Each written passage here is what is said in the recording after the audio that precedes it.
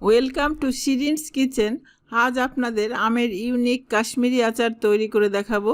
এখানে এমন একটি উপাদান ব্যবহার করব যার জন্য এই আচার অসাধারণ স্বাদের হয়। খেলে এর স্বাদ ভোলা খুব কঠিন। চলুন তাহলে দেখে নিই কীভাবে এই আচার তৈরি করতে হয়। এখানে 4টি কাঁচা আঁটি হয়েছে এরকম আম নিয়েছি। আমগুলোকে প্রথমে ভালোভাবে ধুয়ে কাপড় দিয়ে মুছে নিয়েছি। আপনারা ইচ্ছা করলে টক আমও নিতে পারেন। টক আম নিলে চিনির পরিমাণটা একটু বেশি লাগবে। প্রথমে আমকে অর্ধেক করে নিলাম।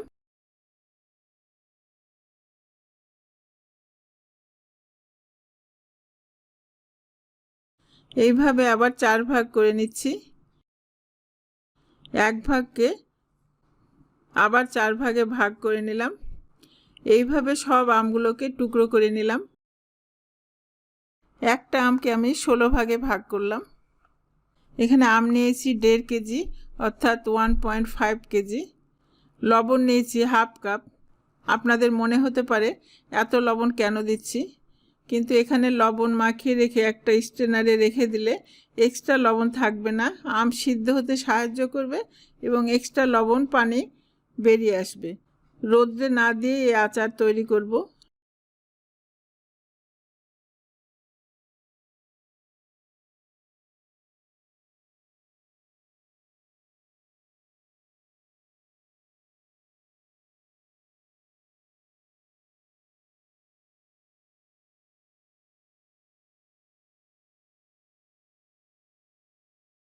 এভাবে ঝাঁকিয়ে ঝাঁকিয়ে আমি লবণ মাখিয়ে নিচ্ছি।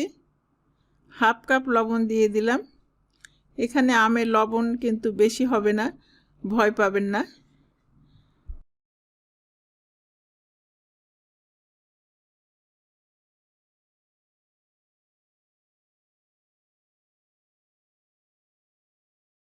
এরকম কালো দাগ থাকলে চাকু দিয়ে কেটে নেবেন।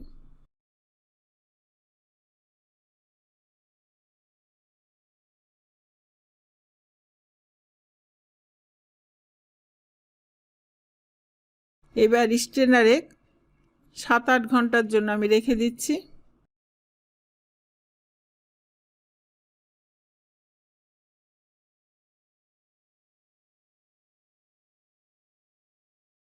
আট ঘন্টা পর ফিরে আসছি। দেখেন আম থেকে কতগুলো পানি বের হয়ে এসেছে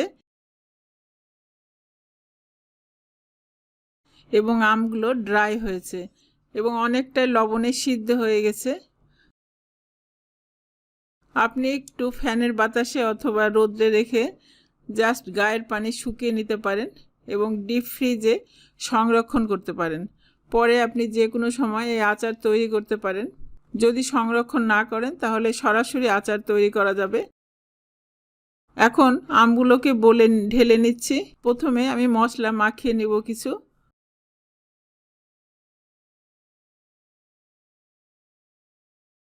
দিচ্ছি লাল মরিচের গুঁড়া 1 টেবিল চামচ,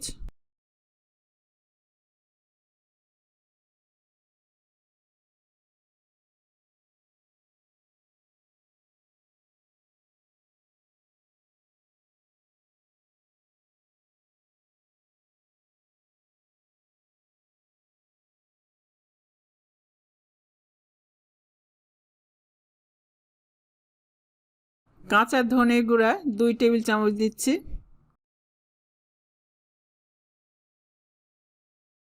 এইভাবে ঝাঁকিয়ে ঝাঁকিয়ে আমি মিশিয়ে নিচ্ছি। একইভাবে আমি মাখিয়ে নিচ্ছি।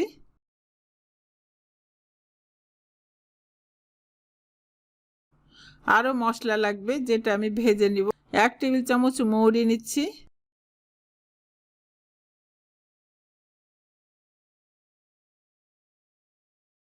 কালো জিরা হাফ চা চামচ নিচ্ছি, মেথি হাফ চা চামচ,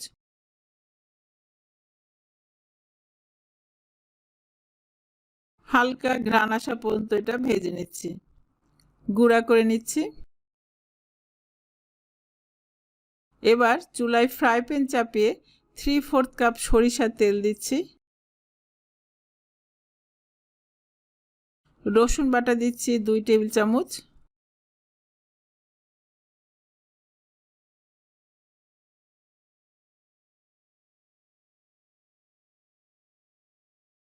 2 মিনিটের জন্য ভেজে নিচ্ছি। এবারে মশলা মাখানো আমগুলো দিয়ে দিচ্ছি।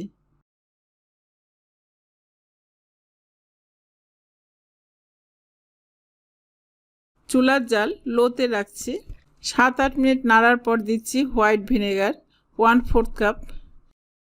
এটা প্রিজারভেটিভ হিসেবে কাজ করবে, আবার আমের টেস্টটাকে অনেক বাড়িয়ে দিবে, আবার সিদ্ধ হতেও সাহায্য করবে। লো হিটে 40 মিনিট আমি এটাকে রান্না করে নিলাম। আম সিদ্ধ হয়ে গেছে। এখন ভাজা গুঁড়া মশলা যেটা আমি তৈরি করেছিলাম সেটা দিয়ে দিচ্ছি।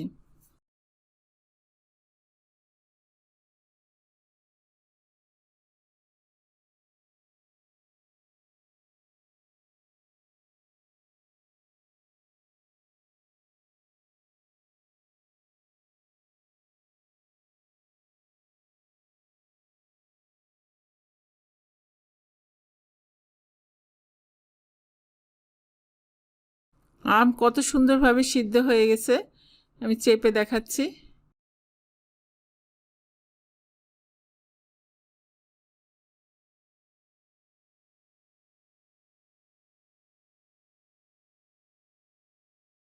এবারে দিচ্ছি 1/2 কাপ চিনি। যদি টক আম হয় তাহলে চিনি সেইভাবে দিবেন।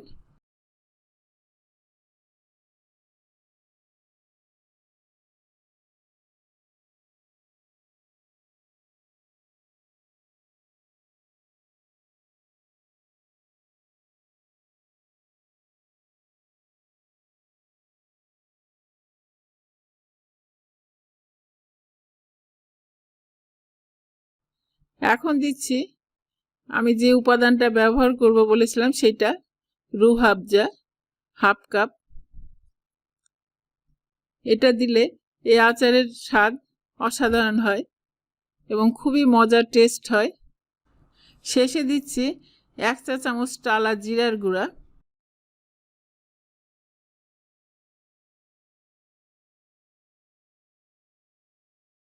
আচারে চিনির পানি নাই, তেল উপরে উঠে এসেছে। এখন চুলাটা অফ করে দিচ্ছি। আচার ঠান্ডা হলে এবার দেখাচ্ছি আচার কতটা নরম তুলতুলে। এখন এটা বয়মে কিভাবে সংরক্ষণ করব সেটা দেখাচ্ছি।